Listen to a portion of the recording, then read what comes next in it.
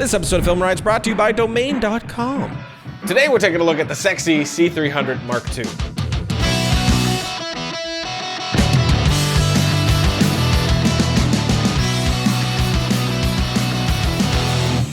Welcome to FilmRiot, the show that takes mystery out of the effects and techniques, going to some of your favorite Hollywood films. I'm your host, Ryan Conley, and recently I was able to get my hands on the new C300 Mark II for a test drive over the last couple of days. And up front, I'm going to say that Canon has nothing to do with this episode or review. Following is my unpaid and true opinion, which I have to say to stop the people that say the opposite in the comments if I don't say it. So just say it up front, so we don't have to deal with it. But I got this guy for a few days, thanks again to my friends at Lens Pro To Go, who are now renting this out. But there is a lot new and awesome about this camera, so let's jump right in.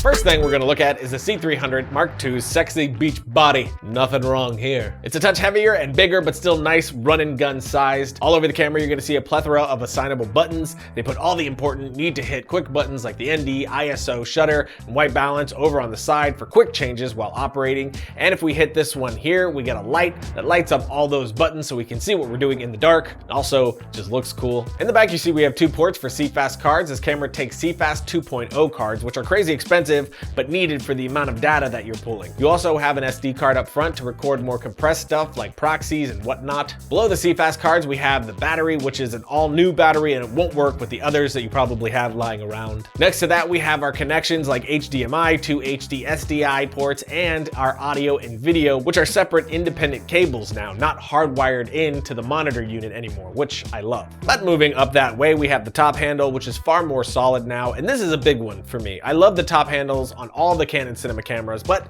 they can feel a little bit flimsy. You move your hand on the handle and it has a little bit of give to it. Not the best while shooting, even though it is very convenient to have there, but this design is incredibly solid. It feels very strong and locked in. The only downside here is that it's attached with screws, so if you want to remove it to throw it on something like a Ronin, you actually need to get an Allen key in there to loosen it up. But other than that one gripe, the handle is pretty great. It has 3 cold shoe mounts, so you can move the monitor unit around to position in a few different ways to best fit how you're shooting. The monitor itself is nice and bright, and something that I love that they've added to the display is the ability to get all the info that we have over the image off of the image. I really hate having that stuff over my image when I'm shooting, but oftentimes I do need it there, so this simple fix is a pretty fantastic one for me. Moving back again, we get to the improved EVF, which is now an OLED EVF, and very good. I would have no issue setting exposure off this one. And the final thing that I want to mention about this hot bod is the built-in mic. Like the C100 Mark II, we now have a built-in mic to the camera so that we can get scratch audio even when the monitor unit isn't connected. And that's enough of the boring stuff. Let's move on to the real sex appeal, the image. In camera, the C300 Mark II can record 4K at up to 30 frames per second, 10-bit 422. Or if we drop down to 2K HD, we can go up to 12-bit 444. You can also do slow motion up to 120 frames per second, but we'll get to that later. It's recording to XF XAVC at up to 410 megabits per second, depending.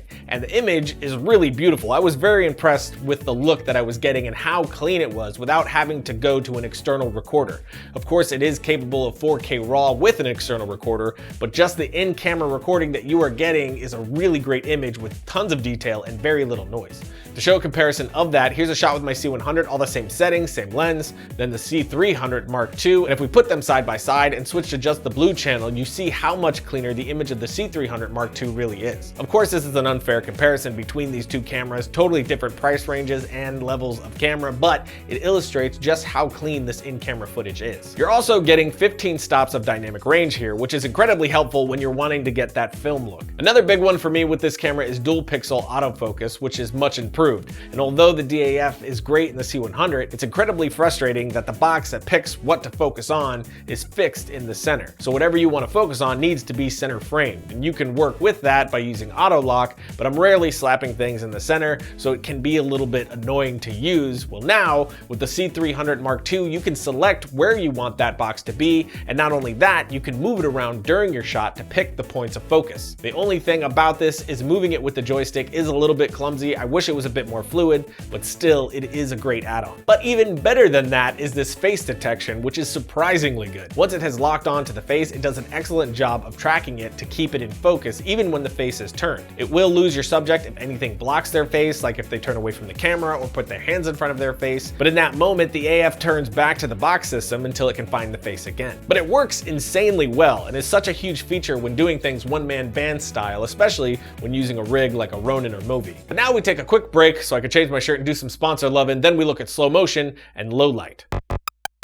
So you guys are pretty hardcore. We have a winner for the scavenger hunt already, and we have responded to everyone who has sent in emails as well. So the winner has been contacted, as well as everyone who didn't win. So thanks to everyone for playing along. This was a ton of fun and definitely something that we want to try to do again. But of course, all of this fun was thanks to domain.com and .club. With .club, you're getting something universal and understood globally. It's perfect for a business, film, or any sort of blog or collaborative site of any kind. Plus, it's super inexpensive at only $9.99 a year with tons of great options available, and we can make that even more delicious. Add the coupon code FilmRiot at checkout and get 25% off your order. So when you think domain names, think domain.com. Logo. Slow motion is something that has been missing from the Canon cinema cameras, and it's not solved in any massively impressive way here, but we are getting 120 frames per second. However, that's not in 4K. You have to drop down to 1080, but it looks and works beautifully.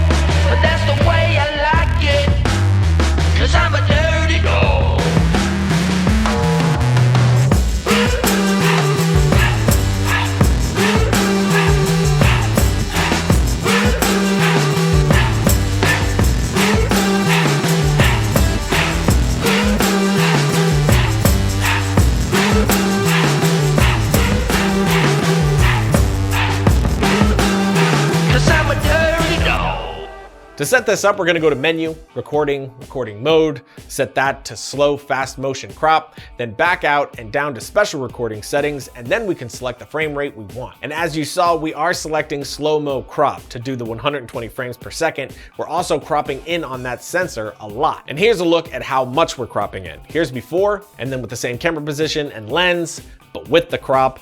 So getting wide shots becomes incredibly difficult. You can do uncropped slow motion, but there you're only getting up to 60 frames per second. But even with those downsides, the quality I am getting is very beautiful and all in camera. So again, incredibly useful for run and gun, one-man band type stuff. Then finally, we have low light. I got shots from this camera at 2 times of night, right before the light was fully gone, and then in the dead of night. And it performed extremely well. I had my lens set at f2, which did help, but this camera does really well in low light. Not A7S well, but still pretty great. Best part again is how clean the image is, especially in the shadows. So I'm able to underexpose and go for a very dark look without getting a lot of noise screwing that up. Of course, this is online, so I'm not sure how well that's showing up with that YouTube compression. At first, I was able to stay on the native ISO of 800 in what Ryan Booth calls blue hour, but once the last lights were completely gone, I had to go up to 3200 and 6400 depending. Once you get around 6400 and up, you definitely start to see some noise, but unlike the in-camera footage from the C100, this is tight noise, which looks a lot more like grain and actually gives me sort of a film look. Up into 10,000 ISO, the image is still holding up and doing very well. Again, definitely getting that noise, but it is tight noise, so it's easy enough to clean up using denoiser. So although we're not quite getting the low light of the A7S, we are getting some solid low light capabilities with this camera. And just because we can, here are a few shots at some crazy ISOs.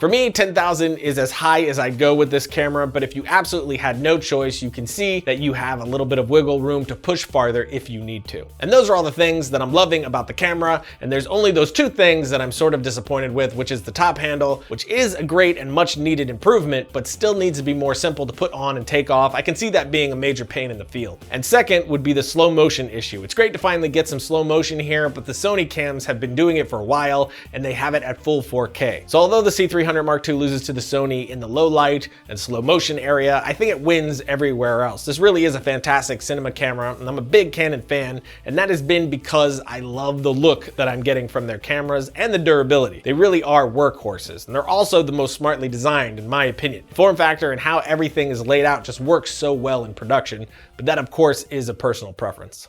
Logo. But that's it, a quick look at the C300 Mark II. Of course, this is a pricey camera at $16,000, which is why I would most likely rent this one, not buy it. And if you are looking to do that, once again, I asked my friends at Lens Pro to go if they'd hook you guys up with a coupon code, and they have. So you can use the code C300 to get 15% off your orders of over $150. And this expires November 30th. So if you are looking to try this camera out, now's a good time to do that. But that is it, and I will see you guys next week when Nana's stuck on the leash, so she can't fly away with us.